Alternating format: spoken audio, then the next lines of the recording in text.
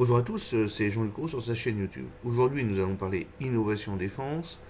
Je peux constater depuis le début de la guerre en Ukraine que la marche forcée de l'armement partout dans le monde et la course à l'armement fait donc de la course à l'innovation militaire. Et donc là, je vais vous brosser ce que j'ai pu trouver en source ouverte sur les nombreux brevets qui ont été déposés à travers le monde concernant le monde militaire. Alors, nous avons par exemple pour le combat terrestre la Turquie qui a inventé un système d'armes pour détruire les mini et les micro-drones aériens qui a été breveté par Aselsan Electronics.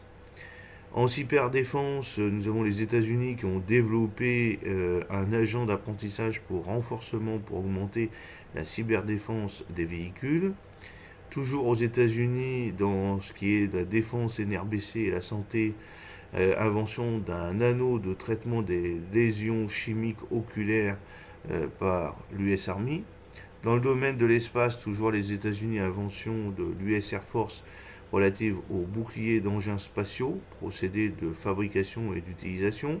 En Allemagne, un terminal de communication laser breveté par Airbus Defence and Space. Aux États-Unis, un système et une méthode d'imagerie télescopique d'objets peu lumineux à proximité d'objets lumineux pour l'observation en fait, des satellites pendant la journée qui a été breveté par l'US Air Force. Dans ce qui est la frappe dans la profondeur, l'Allemagne a déposé plusieurs brevets.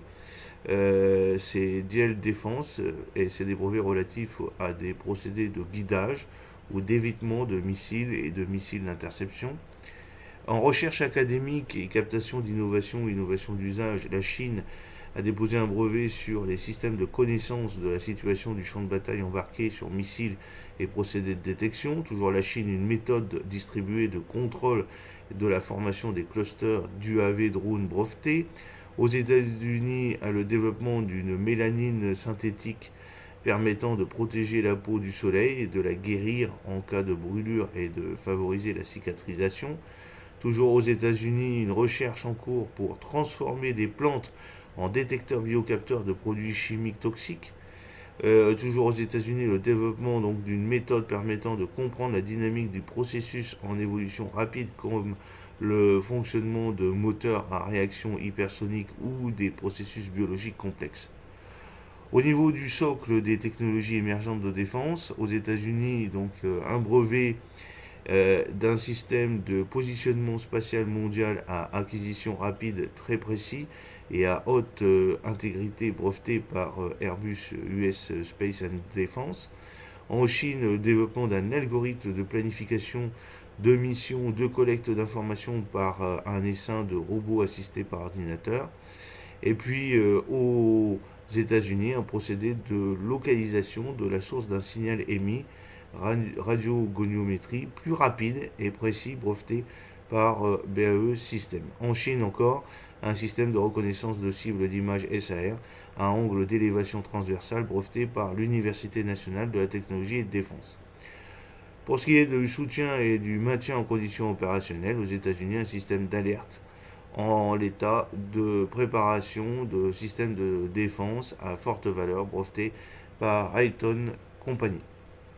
Alors revenons plus préférentiellement sur la Turquie avec son système d'armes pour détruire les mini et micro-drones aériens qui a été breveté par Aselsan Electronics. Comme vous le savez, la société Aselsan Electronics donc, a breveté ce système d'armes capable de poursuivre automatiquement via des capteurs électro-optiques des micros et des mini-drones aériens et de les détruire. Ce système dispose d'un capteur météorologique dont les données permettent aux algorithmes de commande de tir de réaliser les calculs balistiques, position de cible, pour un tir efficace contre les cibles par effet shrapnel. Le système peut fonctionner indépendamment ou connecté à un système de commandement et de contrôle équipé d'un radar de recherche. Le système peut être déployé sur une remorque dans la zone d'opération. Pour ce qui est du développement en cours d'un agent d'apprentissage par renforcement pour augmenter la cyberdéfense des véhicules aux États-Unis, des chercheurs de l'US Army Research Laboratory, le DEFCOM, en partenariat avec Person and ICF International, développent un agent d'apprentissage pour renforcement pour parvenir à la cyberdéfense autonome et intelligente des réseaux de contrôle des véhicules, les BUSCAN, Controller Area Network. Les chercheurs ont entraîné l'agent d'apprentissage par renforcement sur le banc d'essai portable de sécurité autonome avec adaptabilité PASTA de Toyota. Ils ont ensuite appliqué une méthode de l'Army Research Laboratory, DEFCOM, pour mesurer quantitativement la cyber-résilience afin d'évaluer l'effet de l'agent sur le banc d'essai du véhicule dans un environnement cyber contesté. L'agent d'apprentissage par renforcement a obtenu en moyenne une mesure de cyber-résilience de 90% pendant les cycles de conduite exécutés sur le matériel, contre 41% pour une défense temporelle statique native et 90% pour une défense basée sur une synchronisation sur mesure. De plus, ces premiers résultats montrent qu'un agent basé sur l'apprentissage par renforcement peut détecter et bloquer les attaques par injection sur un buscan d'un véhicule dans un environnement de laboratoire avec une cyber-résilience plus grande que les approches d'apprentissage antérieures, 1% pour les réseaux convolutifs et 0% pour les réseaux récurrents.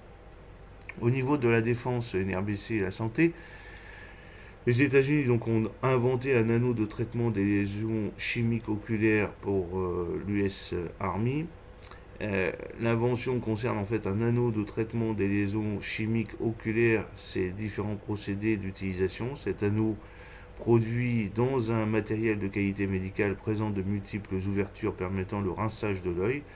Il est configuré pour s'insérer facilement dans le fornix, le cul-de-sac conjonctivaux de l'œil. Il peut ainsi nettoyer activement et abondamment flux continu l'œil et les fornix, où les produits chimiques ou les matières particulières peuvent être difficiles à éliminer par les méthodes existantes.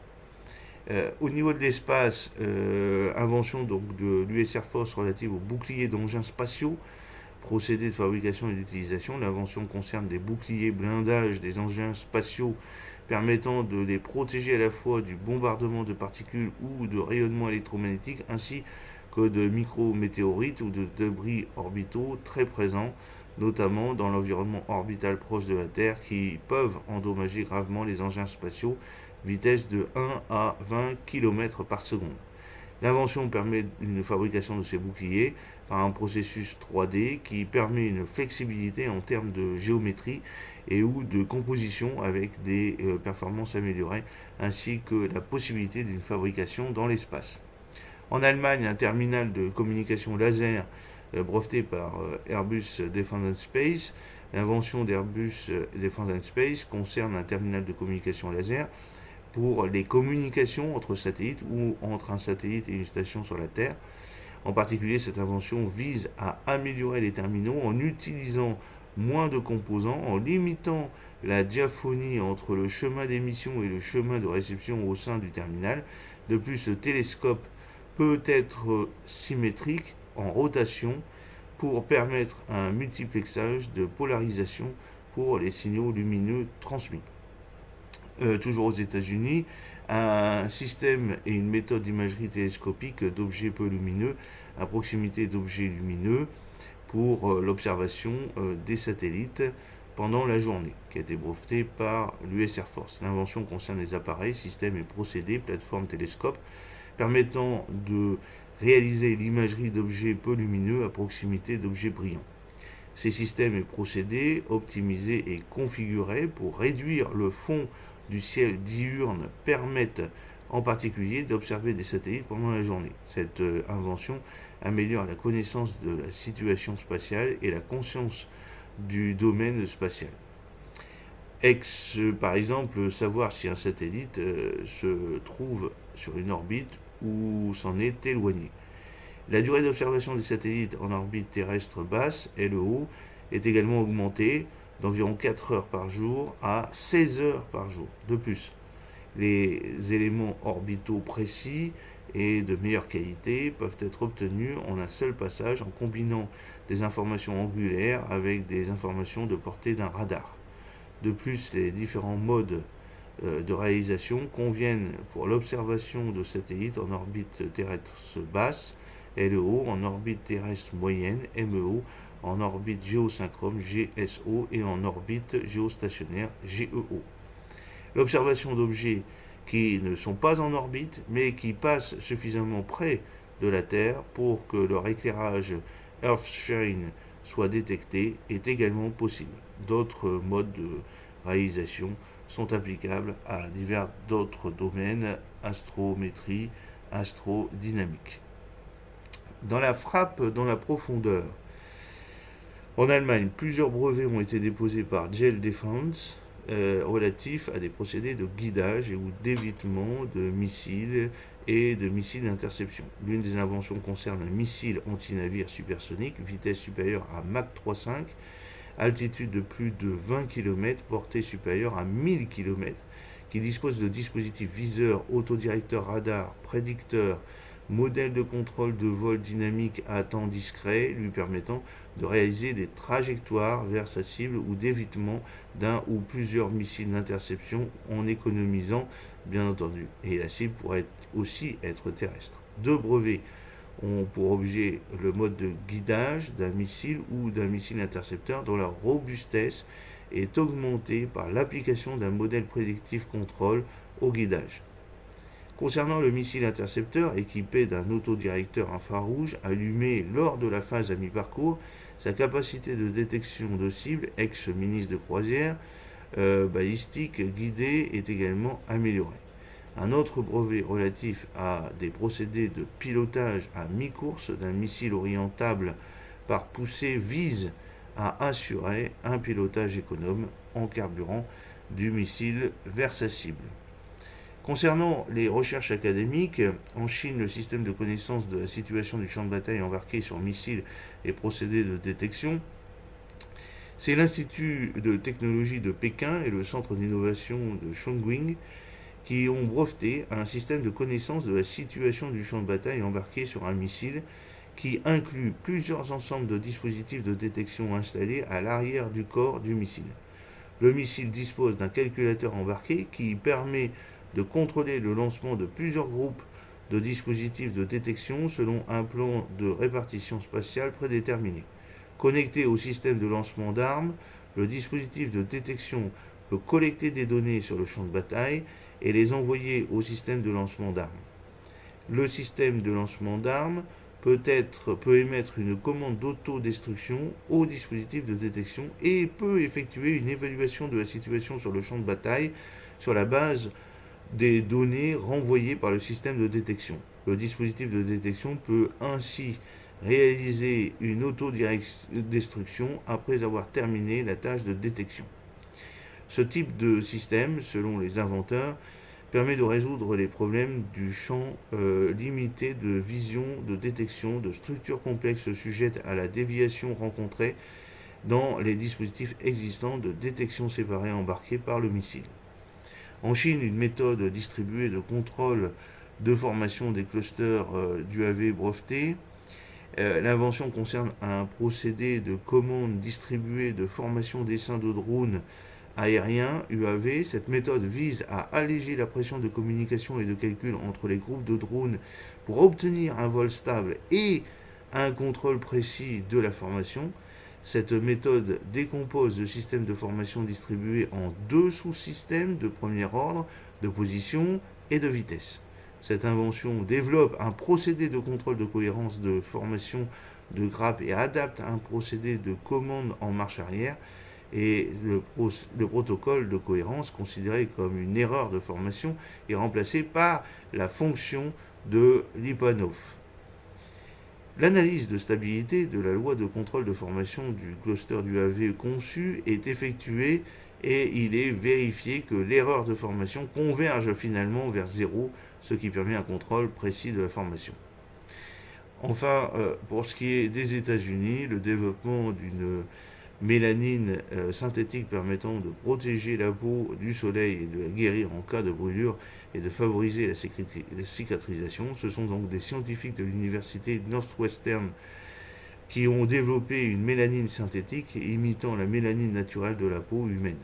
Selon les auteurs de la mélanine synthétique, biocompatible, dégradable, non toxique et transparente, qui protège davantage des radicaux libres que la mélanine naturelle. Et les scientifiques ont donc démontré que cette mélanine appliquée dans une crème peut protéger la peau.